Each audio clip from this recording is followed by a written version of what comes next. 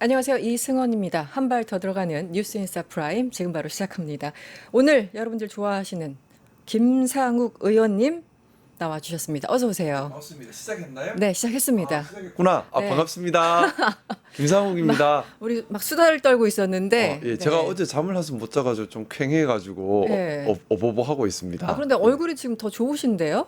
예? 피곤할수록 얼굴이 더 좋아지는 스타일? 저는 이게 좀 슬퍼요. 왜요? 술을 많이 마실수록 네. 하얘지고 하얘져서 잠을 못 잘수록 이렇게 이게 뭔가 나는 약간 힘든데. 업되는. 어. 어제 또 중요한 행사가 있어서 굉장히 아니, 열을 하고 오신 듯한 느낌이었어요. 어제 좀 뭐가 일이 많았어요. 네. 그러니까 이제 지난주 이번 주 하면서 어제 이제 미국 정무 참사관 미국 대사관에서 와서 네. 같이 좀 얘기를 많이 나누고 음. 그리고 그 며칠 전에는 중국 대사관에 가서 또 아. 중국 참사관들이랑 또 얘기 나누고 아. 또 내일 모레 일본 정무 공사를 또 따로 만나기로 했습니다. 근데 왜 이렇게 얘기 일정이 나누고. 몰려 있어요? 그러게 이 다 외교 갑자기 일정이? 몰리네요. 그리고 네. 어제 저녁 같은 경우는 해외에 있는 우리 재외 동포들 중에 네. 각 나라에서 정치의 역할을 하고 있는 정치인들이 많이 계세요. 그분들을 1년에 한 번씩 이렇게 국내에 모시고 네. 서로 이렇게 좋은 얘기도- 이야기들을 나누는 그런 자리가 있는데 어제 또 그런 행사가 있었습니다. 굉장히 그래서 중요한 행사였네요. 네. 그래서 어제 같은 경우도 미국에서 정치를 하는 여러분들 호주 또 뉴질랜드, 네. 카자흐스탄, 우즈베키스탄, 중국 등 해외에 나와 있는 우리 동포들 중에 그 나라에서 국회의원을 하고 시의원을 하고 이런 분들이 모이셨어요. 네. 민간 외교의 장인 거지요. 그렇죠. 그분들은 어떻게든 친정이 잘 살아야 한다 이런 생각들이 많은 분이라서 네. 그래서 근데 다들 좀 바쁘셔서 국회의원은 저만 좀 참석을 해서 인사를 드리고 네. 또 제가 따뜻하게 맞아드려야 되잖아요. 네, 그래서 네. 한 분 한 분 손잡고 네. 비록 해외에 있지만 네. 한국을 많이 아껴주시라. 네. 한국이 이제 또 다른 더 발전된 세계 평화의 조율자 역할을 하려고 한다. 많이 도와주시라는 부탁을 드렸는데 세계 정세가 한반도를 둘러싼 지정학적 정세가 제가 급변하고 있다 말씀을 계속 드리고 있습니다. 이 급변하는 정세에서 대한민국이 선도력을 가지기 위해서는 우리도 열심히 해야 하지만 네. 혼자 할 수 없거든요. 네. 이 주요 국가들의 힘을 받아가야 돼요. 그러려면 그 나라에서 우리 동포들이 가서 정치의 역할을 하고 있는 이 정치인들의 힘을 모아간다면 훨씬 더 잘 기능할 수 있죠. 특히 제가 어제 워싱턴주에서 정치를 하고 계신 우리 한인 동포분께 네. 미국의 존슨법 좀 바꿔달라. 존슨법 그게 뭐죠? 미국 군함은 미국에서 지어야 한다라는 네. 법이 있는데 미국이 군함 지을 능력이 이제 없어요. 없죠. 조선소도 없고요. 그러면 미국이 군함을 못 지어요. 미국의 힘은 해군에서 나오잖아요. 네. 그러면 이대로 가면 엉망이 되거든요. 근데 지금 아시다시피 우리나라가 중국에 이어 세계 2위의 조선 대국입니다. 그런데 컨테이너선이나 벌크선 같은 경우는 네. 중국의 저가 수주 경쟁이 밀려서 좀 어려운 것도 사실이에요. 네. 하지만 미국이 중국에 군함 발주하겠어요. 안 되죠. 그렇죠? 그러면 중국 빼면 우리나라밖에 없죠. 그러니까 미국 군함을 우리나라에서 지을 수 있게 미국의 잠수함을 우리나라에서 만들 수 있게 네. 미국 법을 바꿔야 되지 않냐. 그게 미국을 위한 거다. 네. 좀 움직여봐라 워싱턴에서 네. 하니까 네, 네. 몰랐다고 열심히 움직이겠다고 네. 모국을 위한 일인데 하고 네. 마음을 같이 먹고 그렇게 좀 좋은 행사였습니다. 이번에 그 한미 정상회담 지난 25일 날 워싱턴에서 있었던 네네. 이제 그 회담도 그렇고 트럼프 대통령이 그냥 첫 마디가 항상 조선업이잖아요. 네네. 그래서 그 전에 우리 한미 관세 협상할 때도 마스가로 굉장히 그쪽에 어필을 했고 그 이후 한미 정상 회담에서 또 조선업 얘기 나왔고. 근데 물론 이제 이 군함과 상업용 이 배가 좀 다른 거긴 하지만 네. 굉장히 미국에서는 우리 기술을 인정하고 있기 때문에 여기에 네네. 대해서 계속 어필을 할 수 있을 것 같습니다. 중요한 부분이죠. 제가 네. 어제 네. 미국 정무 참사관님을 만나 뵙고 네. 집중적으로 전달했던 것이 네. 첫 번째는 이 마스가 프로젝트의 중요성. 미국의 힘은 다시 한번 말씀드리지만 해군에서 나와요. 해군에서. 근데 더 이상 미국은 군함을 지을 능력이 없습니다. 그게 참 한국이 넌센스예요. 없으면 네. 한국이 없으면 미국의 힘도 없는 거예요. 그걸 분명히 알아달라. 네. 그래서 근데 상호 호혜적으로 해야 된다. 그러니까 무슨 말이냐면 보세요. 미국에서 이지삼을 지으려면 그 방산 장비가 보통 한 1조 정도 들어가고요. 선박 건조비가 한 2조 정도 들어가서 3조 정도 한국 원화로 3조 정도 돈이 들어가요. 네, 네. 한국에서 지으면요 방산 장비 1조 들어가고 건조 비용 1조면 2조면 끝납니다. 3분의 2네요? 실질적으로는 건조비만 치면 절반이죠. 오. 근데 방산 장비는 어차피 다 미국에서 와요. 아, 그렇죠. 그리고 네네네. 지금 건조비는 절반인 거예요. 달리 말하면 미국 입장에서는 미국에서 억지로 지으면 지을 공간도 없을 뿐더러 속도도 안 되고 지어도 많이 못 짓는 거죠. 네. 근데 한국에서 지으면 빠른 속도로 같은 돈으로 2배를 짓는 겁니다. 그러네요. 네. 그러면 제가 그 얘기를 드렸어요. 미국 방산업체 입장에서는 한국에서 배 짓는 게 미국 방산업을 살리는 길이다. 네. 억지로 미국에서 조선업을 하려고 하지 말고 한국에서 지어라. 대신 그 배에 이지삼에 들어가는 장비는 다 미국에서 오지 않느냐. 네네. 미국 방산업체가 사는 길도 그거다. 그러니까 무조건 미국 할 게 아니라 한국에서 배를 짓도록 만들어주면 서로 같이 사는 거다. 네. 이거를 위해서는 미국 법도 좀 개정을 해야 되고 그 존슨법. 전향적으로 나서야 한다라는 점 하나. 또 하나는 네. 이번에 방위비 뭐 이런 얘기하면서 자꾸 우리나라에 미국 입장 그건 거예요. 미국이 그동안 세계 평화를 지켜주고 너희 안보를 지켜주고 너희는 안전하게 네. 편하게 돈만 벌지 않았느냐. 이제 값 치러라 이런 얘기를 많이 하잖아요. 그렇죠. 저 그래서 그 얘기를 또 미국에서 분명히 알아야 한다. 뭐냐, 유럽, 일본과 우리나라는 다르다. 유럽, 일본은 솔직하게 안보 신경 안 쓰고 미국이 지켜주니까 돈만 번 거 맞다. 무임승차한 게 있다. 근데 우리나라는 아니다. 네. 자유민주주의 진영을 지키기 위해서 가장 큰 희생을 치른 나라다. 각별한 희생을 치른 나라. 뭐 우리나라 남성들 다 군대 필수적으로 갔다 왔잖아요. 네. 또 뭐 지금 영국, 프랑스, 독일 탱크 다 합친 것보다 우리가 탱크 더 많거든요. 얼마나 많은 돈을 또 쏟아 부었으며 안보 리스크를 안고 최전방에 있었잖아요. 그렇죠. 어떻게 보면 미국이 네. 우리가 자유 진영을 지켜준 것에 대해 그동안 감사하면서 각별하게 예우를 해야 되는 나라다. 네. 이 두 가지를 네. 미국에서 꼭 좀 네. 염두에 두고 대응을 해주면 좋겠다라고 네. 뭐 의견전들도 드리고 굉장히 또 좋은 포인트를 짚어주셨고 사실 그분들이 하나하나 네네. 그 외교적으로 보면 우리는 눈에 보이는 외교관들만 보이지만 그분들이 정말 민간에서 영향력이 엄청나지 않습니까? 정무 참사관님 같은 경우는 사실상 이제 우리나라의 정보를 다 수집해서 미국 본토로 보내는 그럼요. 분들이시거든요. 네네. 그러니까 이제 계속 이런 접촉이 중요하죠. 네. 그리고 또 마찬가지로 또 우리가 중국과 접촉할 수밖에 없는 걸 또 이해해 달라. 너무나 큰 나라가 너무나 바로 옆에 있다. 이걸 우리가 그러면 중국을 적으로 돌리면 네. 너무 리스크가 크다. 이게 미국에도 도움이 되지 않는다라는 네. 점. 이제 또 뭐 이제 이런 얘기들을 많이 나누면서 제가 공통적으로 느끼고 있는 게 미국도 일본도 중국도 공통적으로 인식하고 있는 것이 한반도를 둘러싼 지정학적 변화가 엄청나다. 네.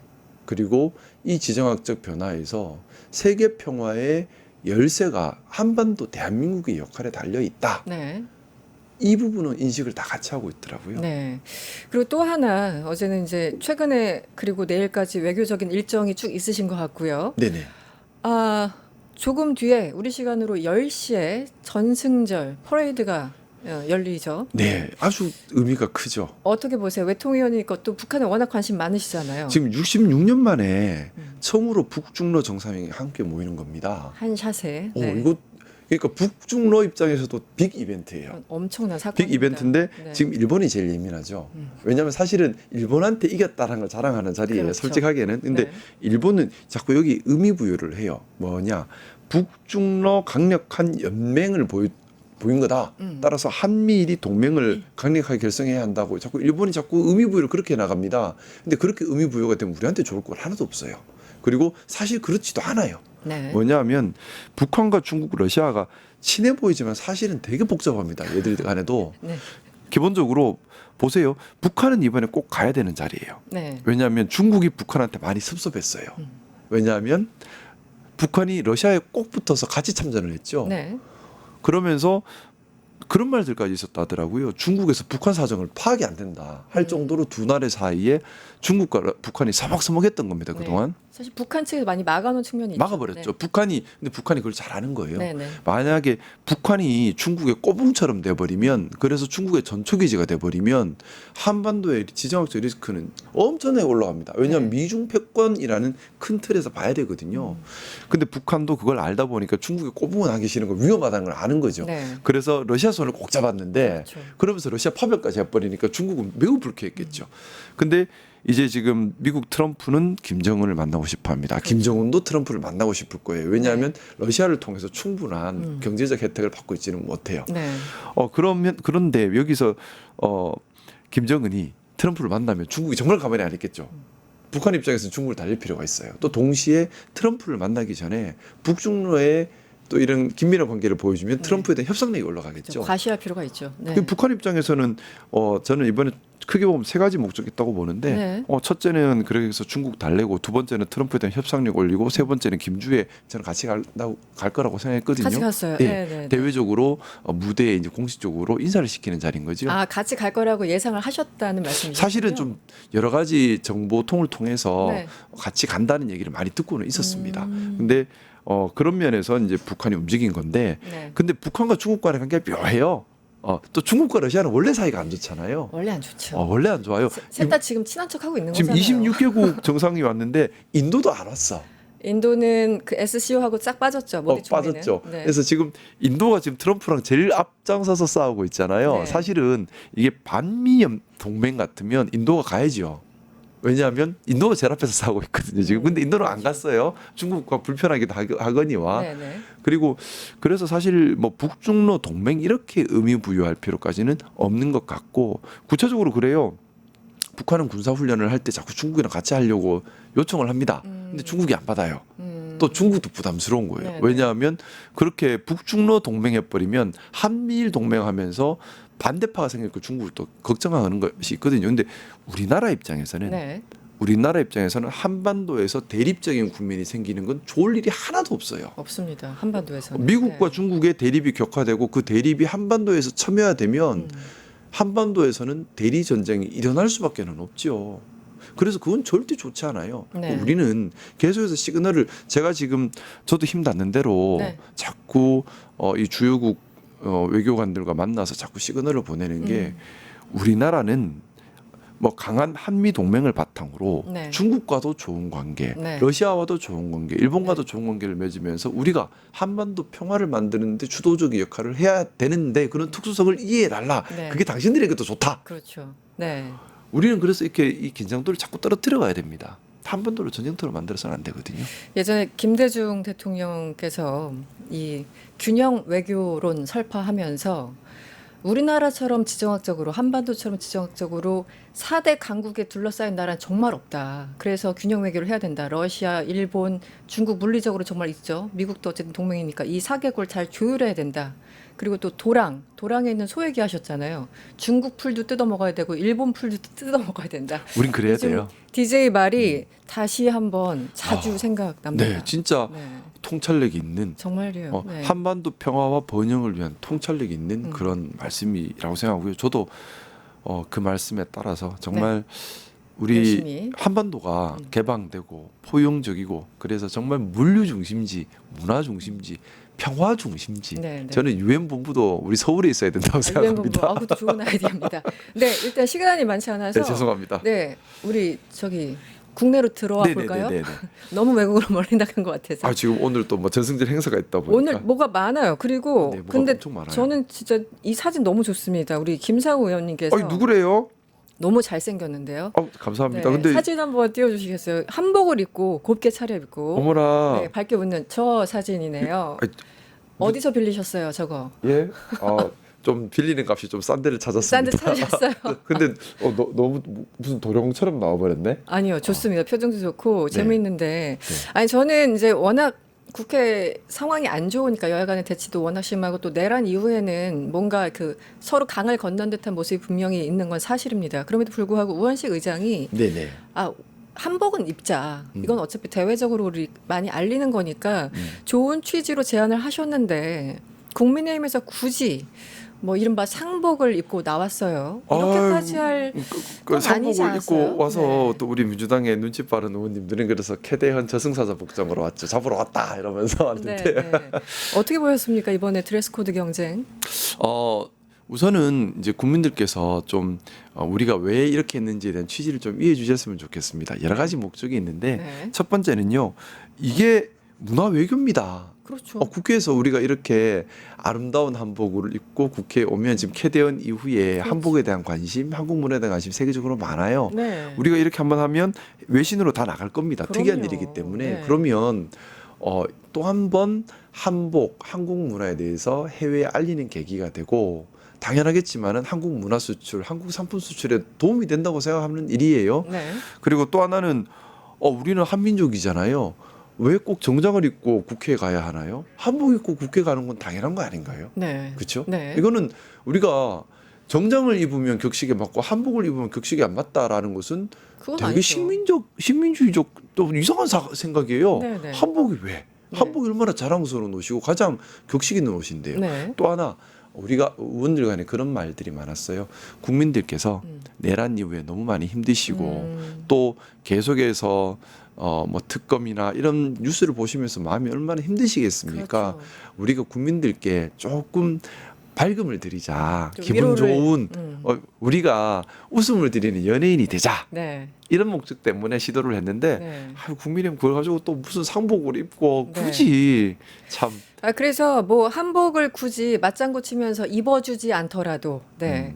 그냥 평상복 입고 나올 줄 알았는데 굳이 저런 복장까지 한 건 굉장히 좀 한마디로 속이 좁다. 너무 유치하다 이런 생각이 좀 들어서 답답했습니다. 보는 시민의 저는 한명으로서. 지금 국민의힘의 전략이 딱 이제 장동혁 신임 당대표의 방향이 정해진 것 같아요. 뭐냐 하면 네. 사사건건 무조건 노. 그러니까 이제 국민의힘 지지자분들과 네. 국민의힘 원내에 네. 지금은 전시 상황이다. 민주당과 전쟁 중이다. 네. 갈등 유발. 이제 그 외부적으로 전쟁 상황을 유발해서 본인들이 얻으려고 하는 것은 우리가 지금 전쟁 중이니까 네. 민주당과 전쟁 중이니까 자유로운 발언하지 마. 전시사항이야. 네. 국민의힘 내부 계엄이야 지금은. 네. 그러니까 반대파 다 척결. 무조건 충성. 그래서 당권 독점 장악. 당권을 완전히 휘어잡기 위한 그 목적밖에는 없는 것 같다라는 생각이고 그래서 아마 사사건건 이렇게 말 것 같은데 뭐 이 기회에 좀 드리고 싶은 말씀이요. 야당의 역할이 뭔가요?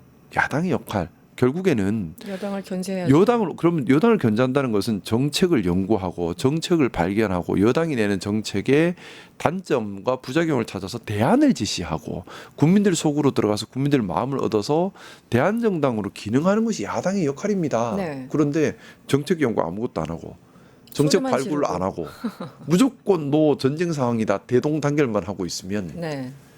이게 무슨 국민을 위한 정치인가요? 네. 그 정당으로서. 목적이 또 당권 네. 장악에만 있어버리면 시종일관 당권 싸움밖에 안 하고 있는 것 같아요. 네. 안타깝습니다. 국회 얘기한 김에 한 발 더 들어가 보죠. 나경원 의원, 우리 초선 의원으로서 네. 초선 의원 맞으시죠? 예, 초선입니다. 어제 정말 모욕적인 하루였을 것 같다는 생각이 듭니다. 듣는 제가 그냥 일반 시민이, 일반 국민이 기분 나쁠 정도면 앞에 듣는 초선 의원들은 얼마나 기분 나쁘겠어요. 나경원 의원의 정신 분석을 좀 해주세요. 저는 일단 별로 기분 나쁘진 않았고요. 그렇습니까? 기분 나쁜 것도 뭔가 상대가 상대 말이 그래도 뭔가 의미 있는 말을 할 때 기분이 나쁜데 하긴 그런 것도 이제는 있네요. 그냥 그런 그냥 말하는구나. 그 이상으로 안 느껴져. 그냥 말하는구나. 네. 내용이 없네. 그러다 보니까 뭐 기분 나쁜 것도 뭐 기분 나쁠 만한 굳이, 뭐 그럴 것도 없는데 국회의원이 뭐 하는 사람인지에 대한 개념이 없으신 것 같아요. 민주주의에 대한 개념이 없으신 것 같아요. 그러니까요. 국회의원은 헌법 수호를 의무로 해서 국가 이익과 양심에 따라서 말 그대로 국가 나란 일을 보는 개별 독립 헌법 기관입니다. 네. 초선 재선이 뭐가 중요한가요? 초선 재선 3선은요. 국회의원들 간에 서로를 존중해주는 예의이고 네. 본질은 개별 헌법 기관으로서 한 명 한 명이 헌법을 지키고 국가를 수호할 의무가 있는 사람들이라는 겁니다. 그렇습니다. 네. 자, 그게 민주주의의 대의민주주의의 지금 본령이에요. 근데 나경원 의원 도대체 헌법이 위험한 비상계엄의 날 뭘 했나요? 도망가기 바빴죠. 또 헌법을 파괴한 윤석열을 탄핵할 때 뭐 했나요? 막아줬죠. 헌법 파괴자를 지키는 데 바빴죠. 국회의원의 자격이 있나요? 그런데 이제 민주주의가 뭔지도 모르는 것 같고 네. 국회의원의 역할도 모르는 것 같아요. 네. 아니 본인 말대로 초선들 입 다물고 있을 것 같으면 그거는 뭐 말할 필요도 없죠. 근데 점점점 좀 비상식적인 저는 이렇게 비상식적 사고를 하는 사람이 나라를 운영하는 국회의원의 직에 있다는 것 자체가 저는 좀 부끄럽기도 하고 네. 염려되기도 하고 네. 저는 그래서 예전에 우리 이재명 대통령님께서 말씀하셨던 국민 소환제 네. 빨리 법 발의가 되었으면 좋겠습니다. 네. 그래서 국민 소환제 말씀 잘하셨어요. 정말. 빨리 아닌 사람은 끌어내려야 될 것 같아요. 네. 제가 아마 1호 대상이 될 수도 있을지는 모르겠지만 그런다 하더라도 네. 국민 소환제가 꼭 필요하다라는 생각을 어제 다시 한번. 나경원 의원의 발언을 보면서 국민 소환제 빨리 해야겠다. 아니 굳이 나경원 의원이 뭐 판사 출신이었다는 거 상기시키지 않더라도 국회의원이라면 누구나 헌법에 대해서 법에 대해서 혹은 예의에 대해서 알고 있어야 되는 거잖아요. 하나의 입법 기구로서. 저 정도 수준이면 너무 참담합니다. 솔직히. 그 말이라고 다 말이 아닌데 네. 이제 자꾸 이러니까 우리 입장 저희가 입장에서는요 그냥 안 듣게 돼요. 안 소리네 들려? 그냥 이렇게 안 네. 듣게 돼요. 네. 본인의 말에 힘이 없어지고 있다라는 네. 거를 그렇잖아요. 말의 힘이라는 게 소리 지른다고 생기는 게 아닙니다. 그렇죠. 네. 말의 힘이라는 것은 진정성과 내용이 있을 때 나오는 거라고 생각합니다. 그렇습니다. 하나 조금 다른 질문을 드리고 싶었어요. 네. 의원님이 양쪽을 다 경험하신 조금 독특한 이력을 갖고 계신 거잖아요. 입체적으로 세상을 보고 있습니다. 네, 국민의힘과 민주당은 굉장히 네. 다이나믹하다, 좋게 말하면. 네. 대통령과의 만찬, 뭐 윤석열 때 만찬, 뭐 오찬 이런 거 하셨을 테고, 예. 이재명 대통령과 오찬 얼마 전에 전체 의원 다 하셨죠? 연찬회 끝나고. 네네. 분위기가 완전히 달랐을 것 같아요. 당 분위기도 그러고 일단 네네. 대통령도 워낙 대척점에 있는 예. 그 캐릭터들이고 예. 어떠셨어요? 우선 비교. 첫째 알코올이 있느냐 없느냐의 차이가 있었고요. 그게 가장 좀 컸고 알코올. 두 번째 장소도 국격과 직결되는 거라고 생각합니다. 네. 용산에서는 사실은 무슨 요새 들어간 것 좀 꼬불꼬불 들어가면서도 뭔가 위압감이 드는 그런 게 있었는데. 아, 그랬었나요? 근데 뭐 청와대 영빈관 같은 경우는 영빈관에서 지금 행사를 계속해서 요즘 많이 하는 이어가고 것 있는 것 같아요. 같은데요. 네. 가면 비용이 더 드는 것 같지는 않아요. 제가 봐도 비용은 도리어 덜 드는 것 같아. 그렇죠. 청와대 어. 원래 그 목소리 있었으니까요. 근데 네. 국격이 느껴져요.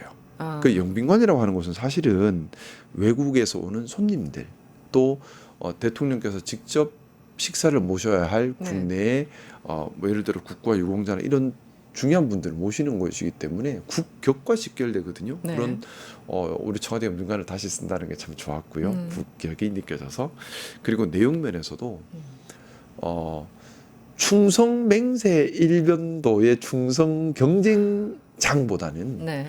정책에 대해서 얘기하고 서로 간에 격려를 하고 발전적 아이디어와 국민들의 염려를 나누는 그런 네. 자리가 되는 것이 생산적이지 않겠습니까? 네. 좀 그런 차이가 좀 느껴졌어요. 네. 그리고 또 제가 안 그래도 지난주에 라이브 방송을 하면서 영상으로 올린 것 때문에 또 욕을 많이 먹었는데 아, 그러셨어요? 네. 저쪽에서는 저를 되게 싫어하는 것 같아요. 계속 어떻게 따라다니면서 확인해서 욕을 하시는데 지난주에 우리 국회의원 워크숍이 있었습니다. 네. 정기국회가 근데 제가 정기국회 보면서 참 신기해요. 왜요? 방학을 한 적이 없는데 개학식만 자꾸 해요. 아, 분명히 방학을 한 적이 없는데 개학식을 또 해. 그래서 네. 방학도 없는데 개학식만 안 해? 그래 우스갯소리를 그렇게 했는데 어쨌든 네. 정기국회가 열리기 전에 우리 민주당과 또 국민의힘이 각각 1박 2일 워크숍을 하는데 꼭 같은 날 하고 작년에도 올해도 인천에서 같은 데서 했고요. 그러다 보니까 같은 데였어요, 장소도? 아니 인천. 지역이 같은 지역, 거죠. 지역. 지역이 아, 같은데 네네. 그러다 보니까 저녁 7시가 넘으면 을왕리 해수욕장에 다 같이 모여요. 민주당 의원님들 다 나오시고 국민의힘 의원들 다 나오시고 그래서 거기서 어디서 이제 많이 본 사람들이. 또 기자님들 다 나오시고 하면서 네네. 해변가에 네. 갑자기 국회가 을왕리 해수욕장으로 그대로 옮겨간 듯한 근데 네. 제가 두 워크샵을 경험하면서 또 다른 차이점을 좀 느꼈어요. 네. 국민의힘 워크샵은 뭐 좀 내용이 아무래도 민주당을 비판하고 비난하는 작년 여당일 때도 그랬거든요. 네. 민주당 비판 비난이 중심이었고 근데 민주당 워크숍에서는 국민의힘 비판 비난을 거의 못 들어봤어요. 그것보다는 지금 민생의 어려움이 뭔지 또 AI 혁명 어떻게 할 건지 정책에 대한 이야기 이런 것 위주로 국민의힘 비난보다는 우리 민주당이 뭘 해야 하는가에 집중된 얘기가 많았습니다. 네. 그리고 나서 이제 분임 토의 이런 걸 하잖아요. 네. 국민의힘에서는 분임 토의를 지역별로 모여요. 지역별로 지역별로 모이면 그거 이상하네요. 지역별로 모이면 이제 각 지역에서 네. 각종 특산품을 가지고 지역에서 이제 기초단체장들 이런 사람들이 또 올라옵니다. 그럼 그걸 같이 또 나눠 먹으면서 네. 지역에 대한 얘기 맨날 모여서 하는데 뭘 또 근데 또 그렇게 움직이는데 거기까지 가서도 그렇게 보이는군요. 근데 지역별로 모여서 네. 뭐 발전적 얘기를 해봐야 지역 현안 정도겠죠. 근데 민주당에서는 상임위별로 모이고요. 그게 맞죠. 상임위별로 모여서 네. 상임위에 각부 장관이나 차관들이 와서 정책에 대한 이야기를 치열하게 합니다. 저희 외통위 같은 경우도 외교부 장관님, 통일부 장관님 오셔가지고 서로 얼굴 붉혀가면서 우리 간에 치열한 토론이 있었어요. 정책 방향이 이게 맞나? 네. 뭐 여러 가지 지금 외교부와 통일부가 또 입장이 다른 부분이 있거든요. 그런 부분 어떻게 조율할 것인가? 매우 다르죠. 그들은. 여러 가지 얘기들을 나눴는데 네. 사실 제가 두 가지를 경험하면서 그 생각을 했습니다. 국회의원의 역할이 뭐지? 지역 현안 챙기는 거 중요하죠. 하지만 지역 현안만 챙길 것 같으면 국회의원이 필요가 없지요. 네, 네. 그냥 시의원들이 해도 되고 네, 시의회에서 의견을 네. 모아서 시의장이 전달해도 될 일이에요. 근데 국회의원은 말 그대로 나란 일을 하는 곳이잖아요. 국회의원들의 관심이 국정, 나라 운영에 네. 있어야지만 나라가 건강하거든요. 그럼 네. 당연하겠지만 상임위별로 모여서 국가의 방향을 논하고 장차관들이 와서 거기에 대해서 깊이 있는 토론을 하는 것. 그러니까 우리 지역구 뭐 챙겨주세요가 아니라 우리나라는 이렇게 가야 합니다는 얘기를 나누는 것이 본래의 목적에 맞지 않나라는 네. 생각을 한번 더 하는 계기가 되었습니다. 그 토론을 직접 듣고 싶다는 생각이 드네요. 굉장히 재밌었을 것 같고. 재밌었어요. 네. 서로 막 언성도 높였을 것 같고. 언성도 높이고요. 국민의힘에서 못 봤던 모습들이에요. 네. 우리 국민의힘 지역끼리 모이면 언성 높일 일이 없어요. 그제 와 하고 네, 끝나는데 네. 여기서는 이제 많은 언성 높이고 다투고 하면서 우리가 배워가고 네. 또 다른 생각도 하게 되고. 자주냐 동맹이냐부터 시작해가지고 아주 원론적인 얘기부터 앞으로의 미래까지 충분히 얘기를 나눠줬을 것 그게 같은데. 건강한 민주주의인 겁니다. 그렇죠. 네. 하나의 목소리만 나오는 게 아니라 정책 결정에 대해서 다양한 목소리가 나와서 다양한 갑론을박 토론을 치열하게 하는 것, 이게 건강한 민주주의인 거예요. 네, 알겠습니다. 오늘 초선도 얘기할 수 있는. 초선도 말할 수 있다. 초선도 네. 말할 수 있다. 네, 여기 선수는 의미가 없다. 초선도 얘기할 수 있게 해야지. 왜 초선을 입을 막아버린 게 그게 무슨 민주주의입니까? 사실 저런 나경원 의원의 발언 같은 경우는 무시 전략으로 가는 게 가장 올바른 일일 수도 있는데 어쨌든 오늘 아쉽지만 네. 의원님 또 보내드려야 될 시간이 돼가지고 맨날 왜요? 왜 보면 맨날- 바로 가요. 맨날 보내드린대요. 네. 네. 자주 더불어민주당 뵙겠습니다. 네, 김상욱 의원과 함께했습니다. 오늘 고맙습니다. 네, 행복한 하루 되십시오. 유튜브 구독하고 실시간 채팅과 댓글을 남기시면 매일매일 7,000TTCO를 드립니다. 참여 방법은 통통물 어플을 다운로드하고 회원가입과 로그인을 해주세요. 마이페이지에서 나의 회원 고유 번호를 복사해주세요. 유튜브 구독 후 실시간 채팅이나 댓글창에 고유 번호를 한 번만 입력하면 준비 끝! 지금 유튜브 채팅과 댓글 쓰기 참여하고 7,000TTCO 받아가세요.